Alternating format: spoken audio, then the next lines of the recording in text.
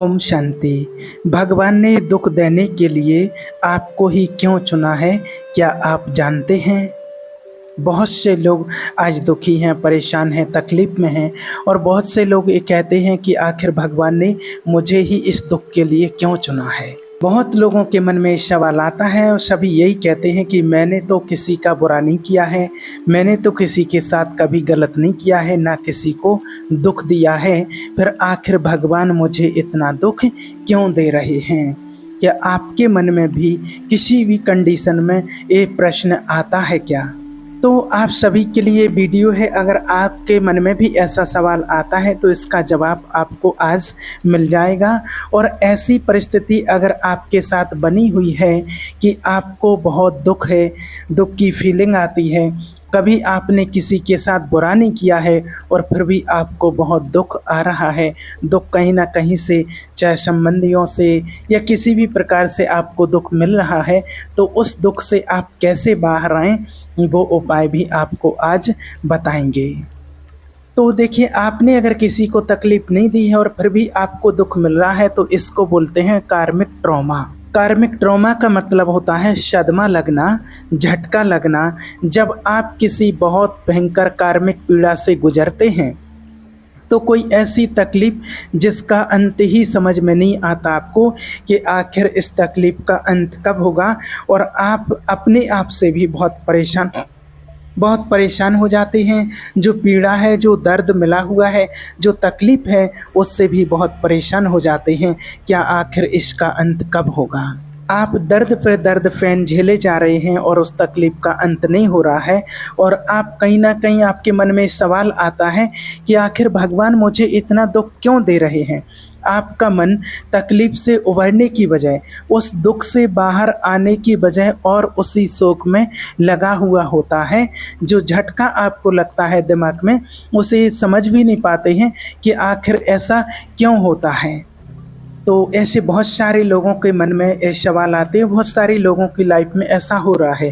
क्या आपकी लाइफ में भी कभी ऐसा हुआ है कि आखिर भगवान मैं ही क्यों, मुझे ही दुख क्यों मिल रहा है? और लोग तो बहुत खुशी हैं, मेरी फैमिली में ही, मेरे पड़ोस परिवार में ही सब लोग सुखी हैं, लेकिन आखिर मैं ही क्यों, मुझे ही इतना दुख क्यों मिल रहा है? और अगर आपकी कोई ऐसी प्रॉब्लम है तो आज आप उससे ज़रूर बाहर आ जाएंगे। और उसके बावजूद भी अगर आपको समझ में नहीं आता है तो आप कमेंट करके बता सकते हैं। आपकी तकलीफ़ से बाहर निकालने के लिए आपको रास्ता बताया जाएगा। अब सबसे पहले ये जानना है कि इस स्थिति से बाहर कैसे आएं। अगर आपको कोई ऐसी पीड़ा ने, भयंकर पीड़ा है जो तकलीफ़ दे रही है, आपको तकलीफ़ दी है, जहाँ तक ये लंबे समय तक आपने इस पीड़ा को झेला है, इस दर्द को झेला है, इस तकलीफ़ को देखा है, जिसे आप कार्मिक ट्रॉमा कहते हैं, इससे बाहर आने के लिए सबसे पहला उपाय तो ये है कि देखिए, सबसे पहले तो आप इस सच को स्वीकार करें, इस रिस्पॉन्सिबिलिटी को आप स्वीकार करें कि जो कुछ भी आपके साथ हो रहा है, जो भी तकलीफ़, परेशानी आप झेल रहे हैं, वो आपके ही कर्मों का परिणाम है। इस चीज़ को आप स्वीकार करें कि मेरे ही कर्मों का परिणाम है। पूरी दुनिया या फिर स्वयं ईश्वर आपको कोई भी तकलीफ़ देने के इरादे नहीं रखते हैं, और ना ही कोई आपको तकलीफ़ दे सकता है, बल्कि आपकी ही कोई ना कोई ऐसी गलती बन जाती है, आपका ही कोई ना कोई ऐसा कर्म बन जाता है, आपका ही कोई कार्मिक अकाउंट होता है जिसके कारण से आपको तकलीफ़ झेलनी पड़ती है। और अब आपको इसको सुधारने की ज़रूरत है। तो फिर आपको सबसे पहली जो चीज़ है कि अपनी जिम्मेवारी को स्वीकार करना। और अगर आपने स्वीकार कर लिया है कि हाँ, कहीं ना कहीं मेरी ही गलती है, मेरे ही कोई ना कोई ऐसे कर्म थे जिसके कारण से मुझे ये तकलीफ़ मिली है, तो आप समझ लीजिए कि डेफिनेटली आपको सबसे पहले तो उस गहराई तक जाना होगा, उस जड़ तक जाना होगा कि आखिर ऐसी मेरी कौन सी गलती थी।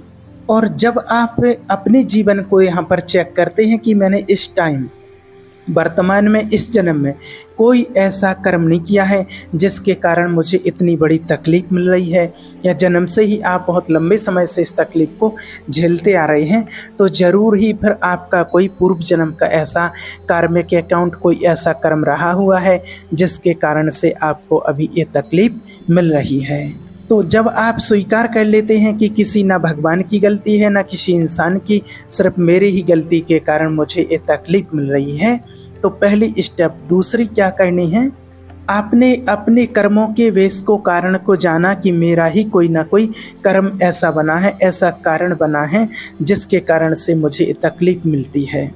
और तीसरी चीज़ ये होती है कि किस परिस्थिति में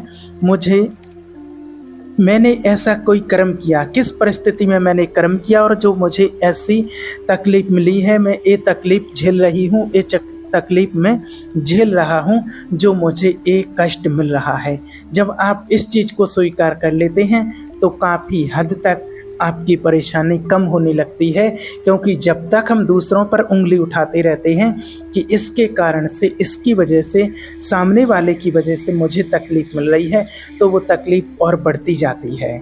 चाहे वो हमारी फैमिली से रिलेटिव हो, पति हो, पत्नी हो, बच्चे हो, माँ बाप हो, कोई भी हो, जब हम सामने वाले पर उंगली उठाते हैं, क्योंकि हम अपनी गलती को तो पहले स्वीकार ही नहीं करते हैं, हम तो ये समझते हैं कि सामने वाला मुझे तकलीफ़ दे रहा है, लेकिन हम ये नहीं समझ पाते हैं कि आखिर ये मुझे तकलीफ़ दे क्यों रहा है। और जब आप इस चीज़ को स्वीकार कर लेते हैं कि मेरी ही गलती है, मैंने कभी ना कभी इसको ये दुख दिया था, इसलिए मुझे रिटर्न मिल रहा है, तो आप काफ़ी हद तक हल्के हो जाते हैं और उस तकलीफ़ से बाहर आने का आपको रास्ता मिल जाता है। उसी समय से आपकी तकलीफ़ कम होना शुरू हो जाती है।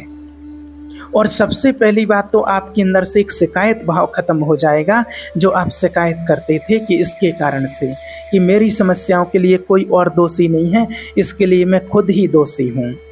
दूसरी बात यह है कि ये जो परिस्थिति पैदा हुई है, इसके कारण मेरे जीवन में एक चैलेंज आया है, और इस चैलेंज को ओवरकम करके मैं और स्ट्रॉन्ग और पावरफुल बन करके दिखाऊंगा कि हर एक दुविधा में कुछ ना कुछ सीखने की संभावना भी बनी होती है, और साथ ही साथ आपको स्ट्रॉन्ग बनाने की, पावरफुल बनाने की मनसा भी कहीं ना कहीं छिपी होती है।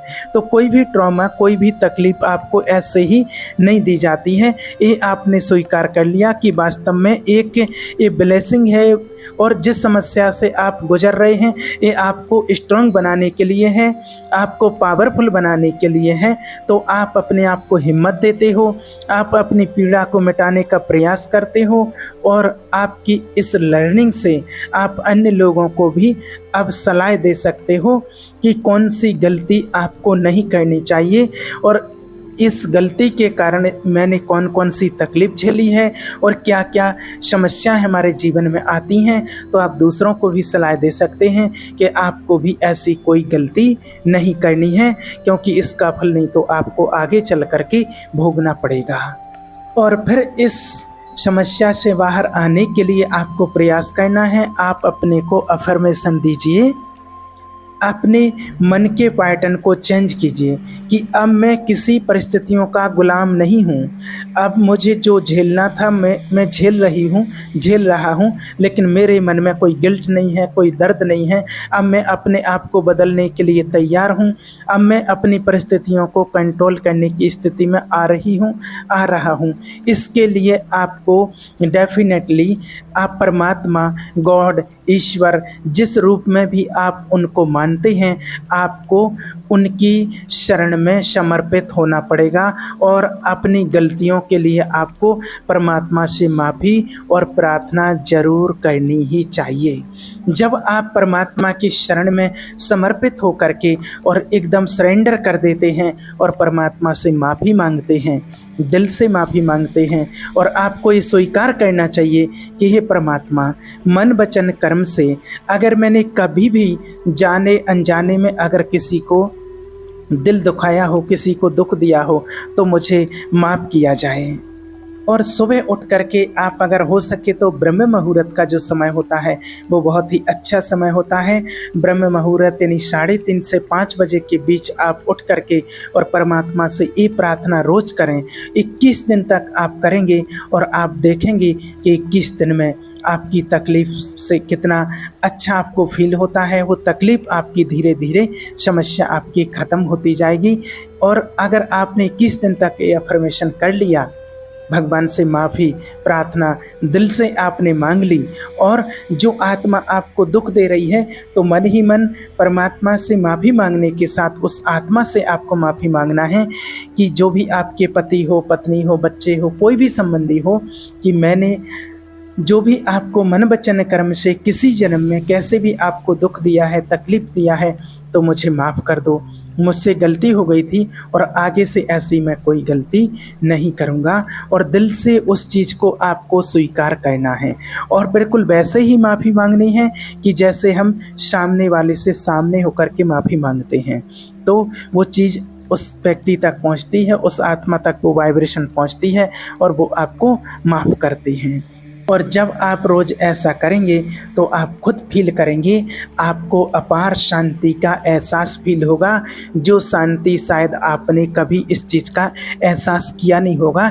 इतनी शांति फील होगी आपको। इसके साथ साथ भगवान के नाम का आपको स्मरण करना है, चिंतन करना है, परमात्मा की याद में रहना है।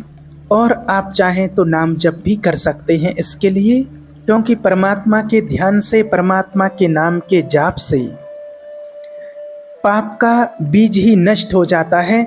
जो बीज होता है पाप का, जब हम परमात्मा का ध्यान करते हैं, सच्चे मन से परमात्मा को याद करते हैं, तो परमात्मा से सूक्ष्म किरणें आती हैं जो हमारी अंतर आत्मा पर पड़ती हैं, और जो पाप का बीज है वो उस पाप के बीज को ही वो परमात्मा की शक्तिशाली किरणें जला देती हैं, नाश कर देती हैं। और आप अपने अंदर एक नई चेतना और एक नया उमंग, उत्साह आप फील करने लगते हैं, पाप से बाहर आने लगते हैं। और इस पाप कर्म से, इस आपकी जो परेशानी है, उससे दर्द है, तकलीफ है, उससे आप बाहर निकलने लगते हैं। और साथ ही साथ आपको बहुत पुण्य कर्म, अच्छे अच्छे पुण्य कर्म करने हैं। आपको किसी को मन वचन से दुख नहीं देना है, सबके लिए शुभकामना रखनी है, ये पुण्य कर्म होता है। दूसरी चीज़, अगर हो सके तो आप दूसरों के लिए अगर दान कर सकते हैं, सक्षम हैं, भले आपके पास कमी हो लेकिन थोड़ा भी आप करें।